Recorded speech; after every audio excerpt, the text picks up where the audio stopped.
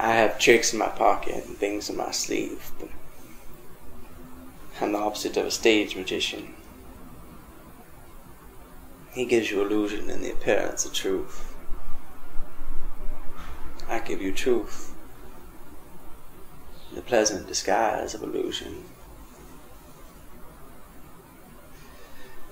To begin with, I turn back time, reverse it to that quaint period, the 30s, where the great middle class of America was matriculating in a school for the blind. Their eyes had failed them.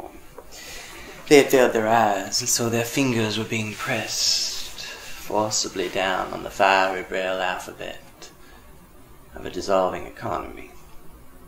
In Spain there was revolution. Here there was only shouting and confusion. In Spain there was Guernica. Here there was disturbances of labor, sometimes pretty violent, in otherwise peaceful cities such as Chicago, Cleveland, St. Louis. This is the social background of the play. The play is memory. Being a memory play, it is dimly lighted, it is sentimental, it is not realistic. In memory, everything seems to happen to music.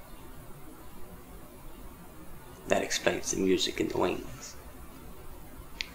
I'm the narrator of the play. I'm also a character in it. The other character is my mother, Amanda, and my sister, Laura, and a gentleman caller who appears in the final scenes of the play. He's the most realistic character in the play, being an emissary from a world of reality that we were somehow set apart from.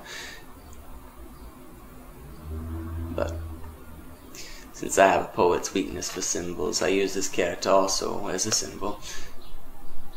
He is the long-delayed and always expected.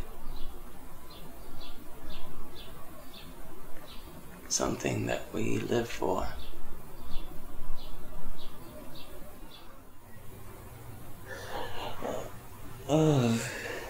Hey.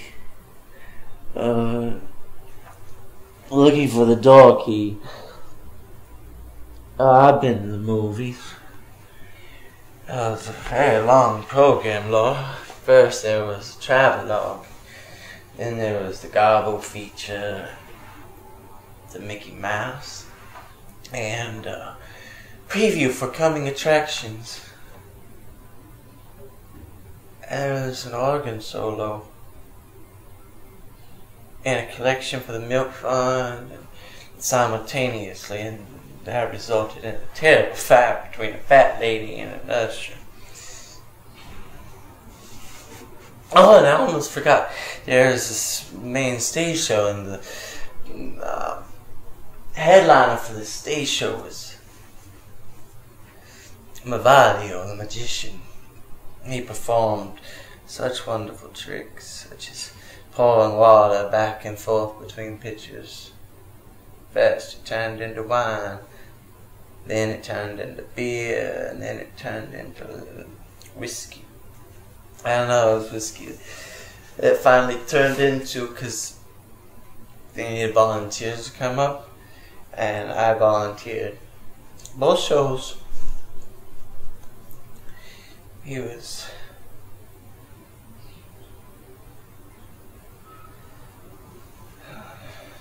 very generous.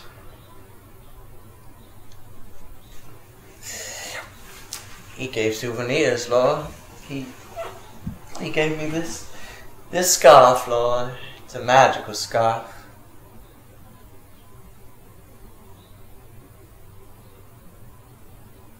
You wave it over a canary cage and it turns into goldfish. Wave it over a goldfish bowl and they fly away canaries.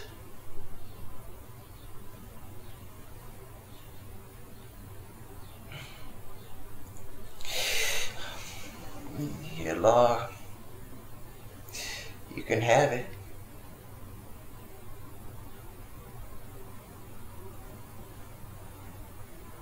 No, Lord, there was another trick. There was the most wonderfulest trick of all. That was the coffin trick. He wanted us to nail him into the coffin. He got out of the coffin without removing one nail. That's a trick that would come in handy for me. Get me out of this 2x4 situation I'm in.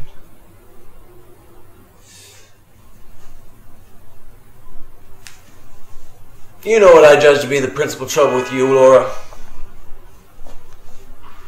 Inferiority complex. You know what that is? That's when someone low rates himself. I understand it, because I had it. Although my case wasn't as aggravated as yours seems to be. Well, I had it until I picked up public speaking, developed my voice, learned that I had an aptitude for science. Before that, I didn't think of myself as being outstanding in any way whatsoever.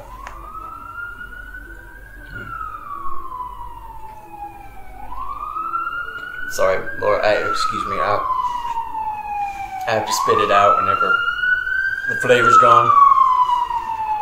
I just put in this piece of paper here. I know how it is to get stuck on a shoe. I wish you were my sister, Laura.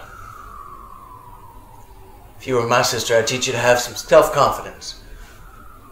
Look around you, Laura. The world's full of common people. They're 100 times 1,000. But you're 1 times 1. They're as common as weeds. But you?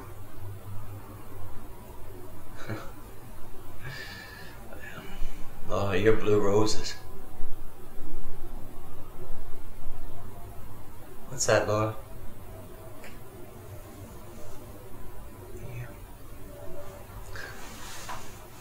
You want me to have him?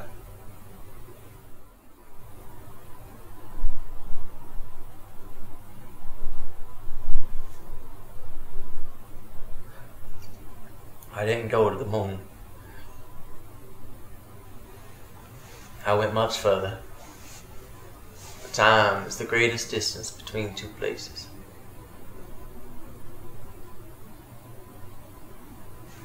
Shortly after that night, I got fired from the warehouse for writing a poem on the lid of a shoebox.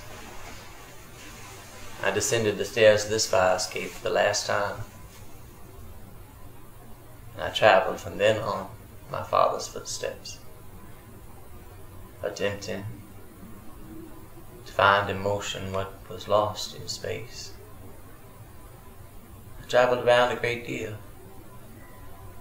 The city swept around me like dead leaves, brightly colored leaves, but torn away from their branches. I would have stopped.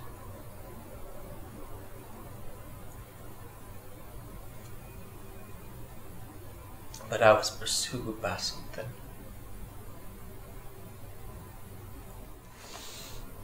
Opium dens, mother.